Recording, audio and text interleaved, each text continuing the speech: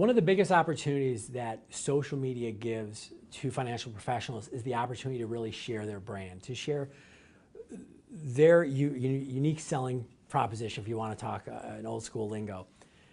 What I've really seen is that in many ways, financial professionals can be commoditized. And whenever you're in a commodity market, the most important thing you can do is stand out, is to be different. Actually, with our work at Ajax Workforce Marketing, we talk about something called workforce marketing, which is the idea that everybody in an organization now, whether it's a one-person organization to a 100,000-person organization, is representative of the brand, right? We can't hide behind a brochure anymore. We can't hide behind a website. The most important thing I tell financial professionals is to actually plant a flag. The number of financial professionals I've talked to say, you know who my target market is? High net worth individuals. And I go, great. So every other person in your industry is trying to work with those people as well. And you know what? I've yet to meet somebody who calls himself a high net worth individual. We don't self-identify like that. But to say I work with executives, to say I work with families, with trusts, I work with, I had a financial professional, this was great.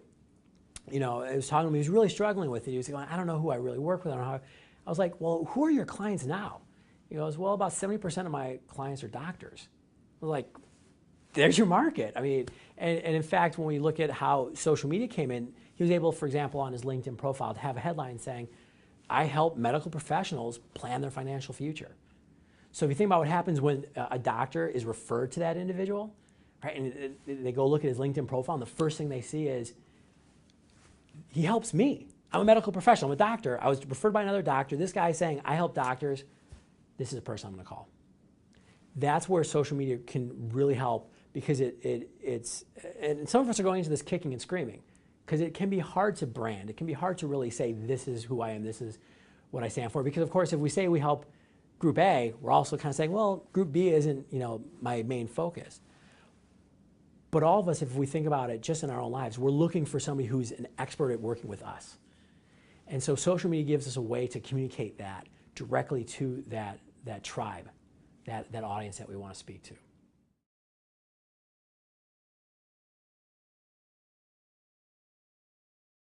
One of the biggest advantages of social media when you talk about marketing is the fact that it's not a broadcast medium, right? If we think back to how we used to have to market, we'd spend a lot of time maybe developing a brochure, developing an advertising spot on television or a newspaper, and then we'd put it out there and we'd hope it'd work, right? We wouldn't know until the results came in, good or bad.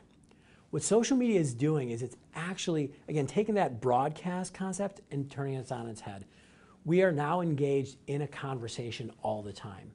And what I really love about social media, I'll use LinkedIn as an example here, is that by not only crafting our profile, but also then engaging in the community, whether it's making connections, whether it's putting out content through a status update, joining a group, we actually are able to get feedback.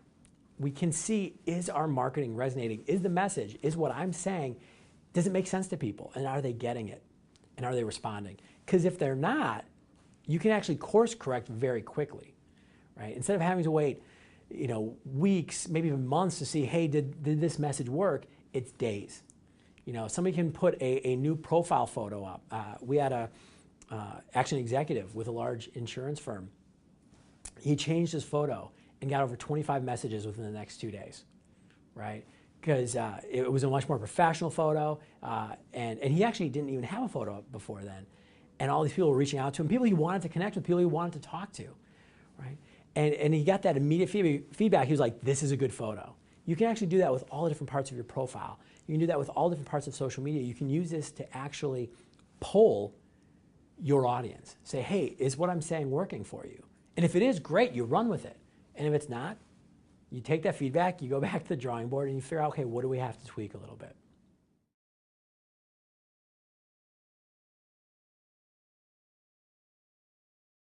A lot of people ask me, what is professionalism?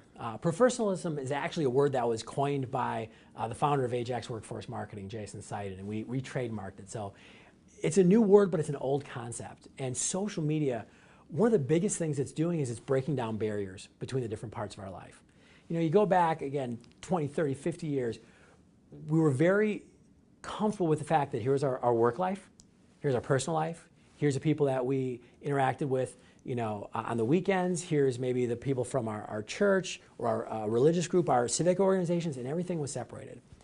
But we always kind of knew that it wasn't as clear as that, right? There's always bleed over, right? Maybe, you know, our brother-in-law was in Rotary with us, or, you know, maybe we worked with, you know, our friends, or maybe our coworkers became our friends.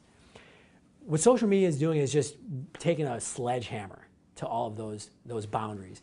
And what professionalism is, it's a concept where the personal and professional worlds have collided online.